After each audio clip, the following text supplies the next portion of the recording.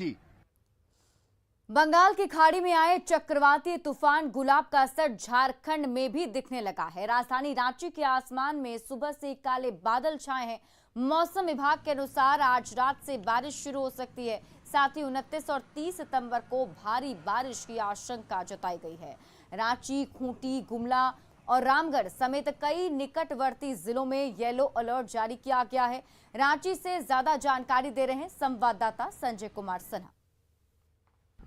बंगाल की खाड़ी में आए साइक्लोनिक सर्कुलेशन का एक बार फिर से असर झारखंड में दिखने लगा है। खासकर राजधानी रांची समेत कई जिलों में जो कि निकटवर्ती जिले हैं वहां भारी बारिश की जो आशंका जताई गई है, खासकर मौसम विभाग की ओर से। हम इस समय राजधानी रांची में मौसम विभाग के सामने ही खड़े हैं और हमारे साथ कुछ लोग हैं जो भी राजधानी रांची में जो कि आशंका जताई जा रही है कि आज रात से ही मौसम में परिवर्तन होगा और 29 सितंबर और 30 सितंबर को भारी बारिश की आशंका है। सर, अभी बारिश नहीं हो रही है, फिर भी आप लोग छाता लेके निकले हैं? अभी बारिश नहीं हो रही है लेकिन बादल है खूब जोर से इधर उधर, कभी कभी धूप दिखाई देता है जी। लेकिन उम्मीद की जा रही है कि वर्षा आने वाला है। वर्षा होगी इसलिए छाता लेके चले हैं। हाँ, धूप से बचने के लिए भी ये छाता है और वर्षा से भी। लेकिन साफ कहना है कि जो अनुमान जो बारिश की आशंका जताई गई है कि आज रात से ही मौसम परिवर्तन होगा, लिहाजा लोग सतर्क हैं। आज सुबह से ही आप भी मैडम बारिश छाता लेके निकली हैं? मौसम विभाग चेतावनी दिया है कि 29-30 को बारिश होगी, पर बादल तो अभी से दिख रहा है, इसीलिए हम लोग छाता लेके निकले हैं। राजधानी रांची के आसमान में काले बादल छाए हुए हैं, कभी भी बारिश हो सकती है। लेकिन जो कि मौसम विभाग की जो पूर्वानुमान है जो मौसम विभाग का, उसके तहत क्या शाम में मौसम में बदलाव होगा, बारिश शुरू होगी। रांची, खूंटी, रामगढ़, गुमला तमाम जो निकटवर्ती जिले हैं वहां भारी बारिश की आशंका जताई गई है 29 सितंबर और 30 सितंबर को। लिहाजा लोग जो संबंधित जिले हैं लोग वहां अपने घरों में ही रहें, सतर्क रहें। मौसम विभाग ने खास चेतावनी जारी की है कि इन जो जिले हैं इन 2 दिनों में काफी ज्यादा बारिश होगी, लिहाजा लोगों को सतर्क रहने की जरूरत है। कैमरामैन संजीत तिवारी के साथ संजय कुमार सिन्हा, न्यूज़ 18 रांची। राजस्थान के अलवर की रहने वाली उषा शर्मा की शादी महज 10 साल की उम्र में हो गई थी। उन्हें तभी हाथ से मैला ढोने के लिए मजबूर किया गया, जो कि उनके परिवार की पीढ़ियों से कमाने का एकमात्र साधन था। 2003 में उषा की जिंदगी ने एक नाटकीय मोड़ लिया जब वो समाज सुधारक और सुलभ इंटरनेशनल के संस्थापक डॉक्टर बिंदेश्वर पाठक से मिली। इन्हें उषा सहित सैकड़ों महिलाओं की मदद करने के लिए जाना जाता है। इन्होंने महिलाओं को आजीविका के दूसरे विकल्प सिखाकर उनके जीवन को बदलने में उनकी मदद की। इसमें कढ़ाई और मसाला बनाना जैसे काम शामिल थे।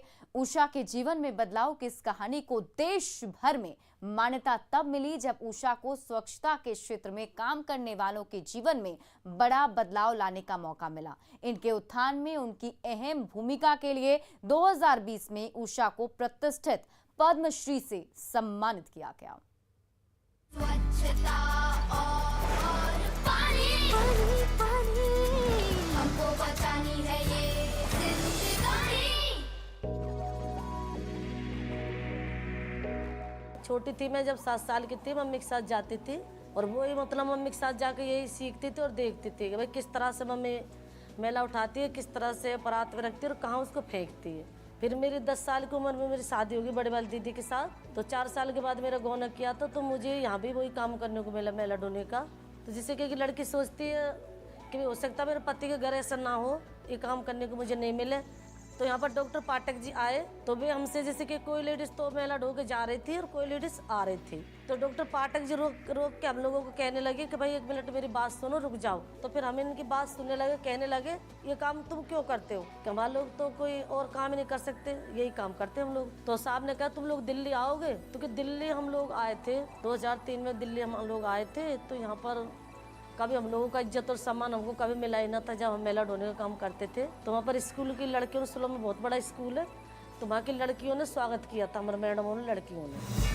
फिर देखिए यहाँ पर नई दिशा के नाम से एक सेंटर खोला अलवर में, और यहाँ पर हम लोगों को जैसे अचार, पापड़, जबे, कॉटन की बत्तियाँ हम लोग बनाते थे। तो हमने के डॉक्टर पाठक जी से कहा कि सर हम लोग सामान तो बना लेंगे लेकिन इसको खरीदेगा कौन। तो डॉक्टर पाठक जी ने कहा तुम सामान तो बनाओ, मैं खरीदूंगा सामान तुम्हारा। जिन्हों के घर में शौचालय साफ करते थे लेकिन आज वही लोग हैं, इस सामान जो हम बनाते हैं चार पावर वो खरीद के खाते हैं। तो मैं भारत सरकार को भी धन्यवाद देती हूँ कि हम जैसी लेडीज़ों को उन्होंने इतना मान सम्मान बढ़ाया है, क्योंकि वाल्मीकि समाज से एक पद्मश्री मिला उनके लिए, तो मुझे बहुत खुशी होती है। मैं तो खुश हुई हूँ, लेकिन हमारे समाज के बाकी के लोग सभी खुश हैं।